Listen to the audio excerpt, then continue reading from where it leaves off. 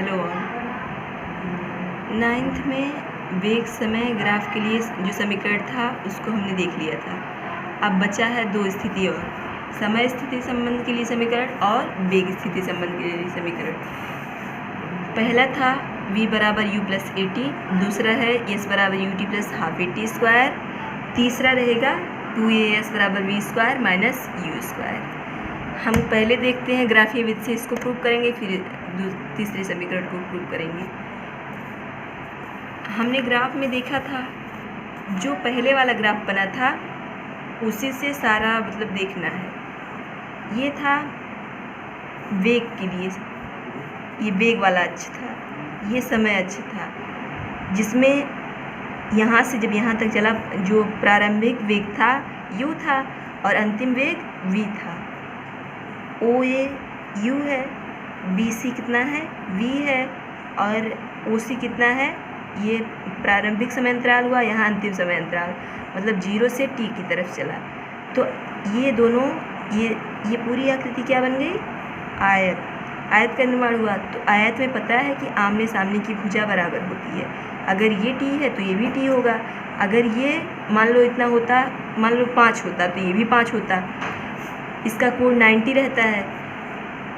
ये पूरी आकृति इतनी ए बी सी ओ या ओ ए बी सी, ये क्या निर्माण कर रहा है, समलंब चतुर्भुज का निर्माण कर रहा है। अब समलंब चतुर्भुज का निर्माण कर रहा है, तो इसको अगर हम इस तरह बीच में इसमें लंब डाल देते हैं तो ये अलग आकृति बन जाएगी और ये अलग आकृति बन जाएगी। ए बी डी, यहाँ एक त्रिभुज का निर्माण हो गया, और ओ ए डी सी, ये क्या बन गया, आयत का निर्माण हो गया। अब हमको समझना है क्या है, समय स्थिति संबंध के लिए समीकरण। हमको लाना किस में है, ज़्यादा क्या दिख रहा है, ज़्यादा समय दिख रहा है। तो मतलब यहाँ दिया भी है समय स्थिति संबंध के लिए समीकरण, तो समय के सापेक्ष क्या स्थिति है किसी वस्तु की, उसके लिए समीकरण ज्ञात करना है। तो मान लो कि कोई वस्तु एक समान त्वरण a से t समय में s दूरी तय की, वस्तु द्वारा तय की गई दूरी वेग समय ग्राफ ए बी के नीचे घिरे क्षेत्र ओ ए बी सी द्वारा प्राप्त की जाती है। ओ ए बी सी द्वारा जो घिरा गया क्षेत्र है, उससे क्या पता चलता है कि वस्तु ने कितनी दूरी तय की है। ये मान लो कि अगर कहा जाता कि ओ से कोई वस्तु चली और फिर ए तक गई, ए से फिर बी तक गई, बी से फिर सी तक आई, तो कुल वस्तु ने कितना दूरी तय किया। सबसे पहले देखेंगे कि किस आकृति का निर्माण हो रहा है। ओ से ए को मिला दिया, ए से बी को मिला दिया, बी से सी को मिला दिया और ओ से सी को मिला दिया। अब एक आकृति का निर्माण हो गया, जिसको हम कहेंगे, हमने पढ़ा है, मतलब इस तरह की आकृतियाँ हमने देखी भी है पहले भी, जिसके मतलब रेखागणित में, मैंने नहीं बताया कि रेखागणित में आपने पढ़ा होगा। तो ये समलंब चतुर्भुज का निर्माण हो रहा है। अगर कुल बताना है हमको कुल दूरी कितनी तय की, तो अगर पूरा जो क्षेत्रफल है उसको हम निकाल लें तो हमारी पूरी दूरी पता हो जाएगी। जैसे कहा गया, मान लो कोई खेत है तो उसमें छोटे छोटे, अगर ऐसे छोटा छोटा भाग बनाया गया, मान लो तुम्हारा खेत है, ये पूरा खेत है, ये छोटा छोटा मान लो कुछ उसमें कुछ बोया गया है, मान लो धनिया बो दिया गया है इतने छोटे छोटे पार्ट में। तब क्या होता है, अगर हमको पूरे खेत का क्षेत्रफल निकालना है तो हम क्या करेंगे, पहले ऐसे छोटे छोटे पार्टों का क्षेत्रफल निकाल लेंगे, उसके बाद सबको एक साथ जोड़ देंगे तो ये पूरे खेत का क्षेत्रफल आ जाएगा। तो इसी तरह से यहाँ भी करना है। अगर हमको देखना है पूरी दूरी उसने कितनी तय की है, तो अगर हम पूरा क्षेत्रफल निकाल लेते हैं तो हमको दूरी पता हो जाएगी। तो यही दिया है, यस बराबर दूरी बराबर यस बराबर ओ ए बी सी का क्षेत्रफल। ओ ए बी सी क्या है, समलंब चतुर्भुज है। अब यहाँ देख रहे हो कि एक आयत का निर्माण हो रहा है इसमें, और क्या बन रहा है, एक त्रिभुज बन रहा है। आयत कौन सा है, ओ ए डी सी। और त्रिभुज ABD।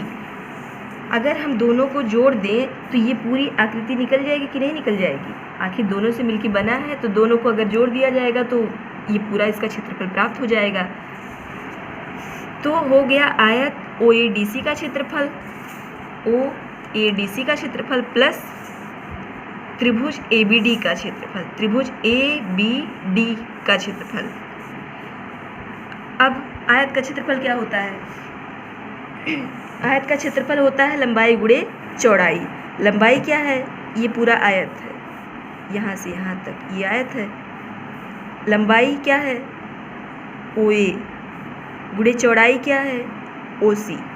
तो हो गया OA गुणे OC प्लस त्रिभुज ABD का क्षेत्रफल। त्रिभुज का सूत्र के क्षेत्रफल का सूत्र क्या होता है? 1/2, यहाँ मैं लिख दे रही हूँ, आयत का क्षेत्रफल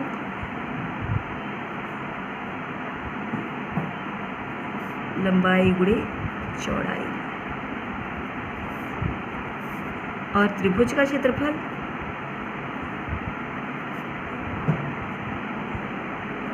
बराबर 1/2 गुणे आधार गुणे ऊंचाई।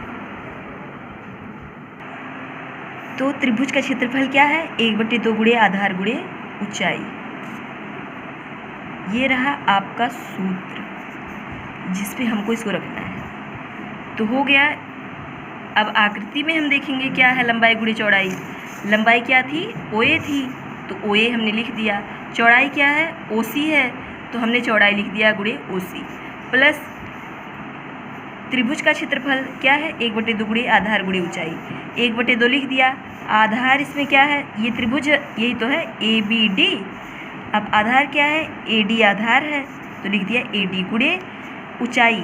ऊंचाई क्या है? BD गुणे BD। इतना समझ में आ गया। अब देखते हैं पहले वाले समीकरण में जब V बराबर UT प्लस V बराबर U प्लस AT, उस वाले में हमने देखा था कि OA बराबर U, मतलब प्रारंभिक वेग जो है वो कितना है? U के बराबर है, तो OA बराबर U। OC बराबर AD। OC बराबर क्या है? इसकी समानांतर है, तो AD। ये D है, इसको O मत समझ जाइएगा। अगर ये T है तो ये क्या होगा? ये भी T होगा। हम ऐसा क्यों कर रहे हैं? ऐसा इसलिए किया जा रहा है क्योंकि हमको AD का भी मान रखना है। अगर हम इसको नहीं देखेंगे तो AD का मान कैसे रखा जाएगा? फिर OC का मान जब हो गया, OC तो मतलब बहुत सिंपल है कि OC बराबर T हो गया, लेकिन AD यही समझ में नहीं आ रहा होगा। तो मैं कितनी बार बता रही हूँ कि आमने सामने की भुजा बराबर होती है। अगर ये T है तो ये भी T होगा, तो हो गया T। और BD बराबर क्या आया था? समीकरण BD बराबर AT। कहाँ पे? ये मैंने लगवाया था, BD बराबर AT। यहाँ जो पहला वाला समीकरण था उसमें बताया था कि A बराबर BD/T, तो BD बराबर AT। ये समीकरण 2 आया था, तो यहाँ से हमने लिया है BD बराबर क्या आ गया? AT। अब सबका मान रख देते हैं, इसमें हो जाएगा दूरी बराबर U। OA की जगह पे क्या हो गया? U गुणे OC की जगह पे T प्लस 1/2। AD क्या हो गया? AD भी T है, गुणे BD क्या हुआ? AT। अब UT, इसको चाहे चिन्ह लगाओ चाहे ना लगाओ, तब भी ये गुणा का चिन्ह तो होता है, प्लस 1/2 A हो गया और T 2 बार है तो T² हो गया। यही हमको प्रूव करना था, बस यही प्रूव हो गया। अब अगला वाला समीकरण देखना है, वेग स्थिति संबंध के लिए समीकरण हमको लाना है 2AS बराबर V² माइनस U²। ये हमको किस में लाना था? T के ज़्यादा, T इसमें ज़्यादा मात्रा में था। इसमें क्या है? ये वेग के पद में लाना है।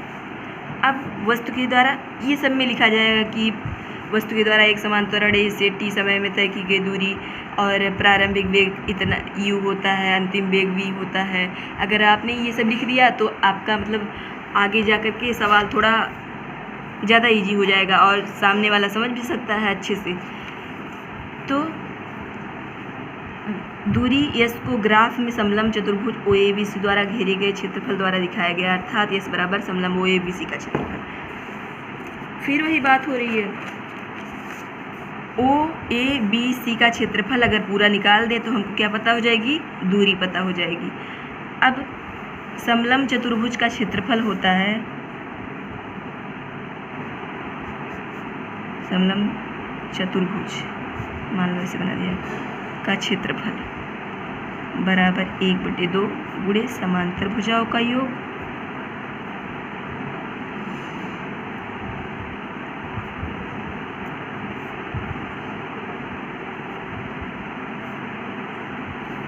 गुणे उनके बीच की दूरी। ये कहीं किनारे से नोट कर दीजिएगा। अब क्या करना है, यस बराबर इसी सूत्र पे रखना है, 1/2 रख देते हैं। मान लो ये 1 यहाँ पे है, 1/2 ऐसे कॉमन हो गया, गुणे समांतर भुजाओं का योग। समांतर भुजाएं अगर हम OABC इसमें हम देखते हैं तो समांतर भुजाएं कौन कौन सी हैं, ये वाली और ये वाली, दोनों समांतर भुजाएं हैं। मान लो ये पूरी आकृति हम यहाँ से उठा लेते हैं, ये बन रहा है ऐसे, मान लो ये बन गया, ये रहा O, ये ABC। अब समलंब चतुर्भुज में ये समानांतर होती है और ये इनकी बीच की दूरी हो गई। अब सूत्र पे रखना है, यस बराबर समांतर भुजाओं का योग। समांतर भुजाएं कौन कौन सी हैं, OA प्लस BC लिख दिया हमने, गुणे उनके बीच की दूरी। उनकी बीच की दूरी क्या है, OC। आखिर अगर ऐसे हम देखें तो ये दोनों आमने, मान लो हम यहाँ से खींच देते हैं ऐसे ऐसे, तो क्या बन गया, वही वाली आकृति बन गई, ये त्रिभुज बन गया और ये आयत का निर्माण हो गया। तब भी तो आमने सामने की भुजा बराबर हो रही है। समझने के लिए हम ऐसे भी समझ सकते हैं। अब इनके बीच की दूरी हो गई OC, इतना समझ गए। अब हम देखते हैं इसका मान कैसे रखा जा सकता है। OA बराबर क्या था, प्रारंभिक वेग U, इसको लिख दिया।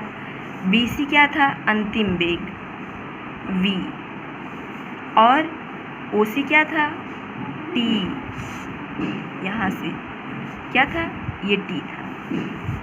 अब इसमें मान रखने पर तो यस बराबर क्या हो गया, OA प्लस BC। OA का मान क्या है, U, BC का मान प्लस B और OC गुणे OC। OC का मान क्या है, T/2। ये हो गया, हमने मान रख दिया इसका। समीकरण नंबर 1 मान लेते हैं इसको। अब वेग समय संबंध समीकरण से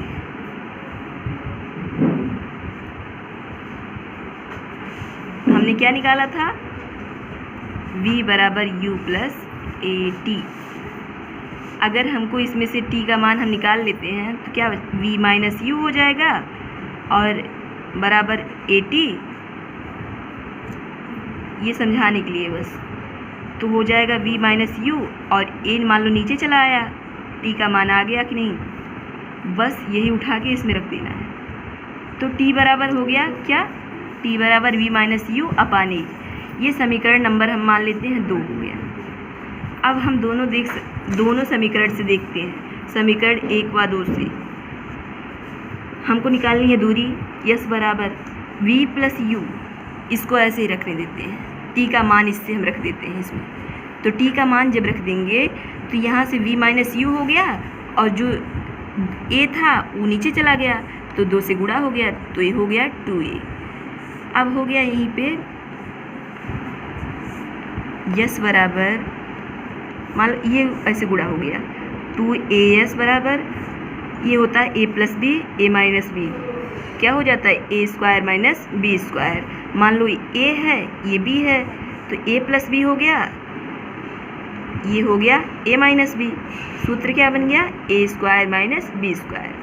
तो अगर हमने एक इसको माना है तो इसकी जगह पे क्या लिख देंगे? वी स्क्वायर, और बी की जगह पे क्या हो जाएगा? Minus U square. बस 2as बराबर V square minus U square, हमको ये प्रूव करना था, बस हो गया प्रूव। आज के लिए इतना रखते हैं। अब कल हम इससे संबंधित कुछ क्वेश्चन देखेंगे और इसके बाद अंतिम टॉपिक बचा है एक समान वृत्तीय गति, उसको देख करके फिर अंतिम में क्वेश्चन सॉल्व करेंगे। ये चैप्टर एंड हो जाएगा। जिसने अच्छे से पढ़ा होगा वो तो बहुत अच्छा किया है, जिसने नहीं अच्छे से पढ़ा वो फिर एक बार वीडियो को देख लेगा। Thank you.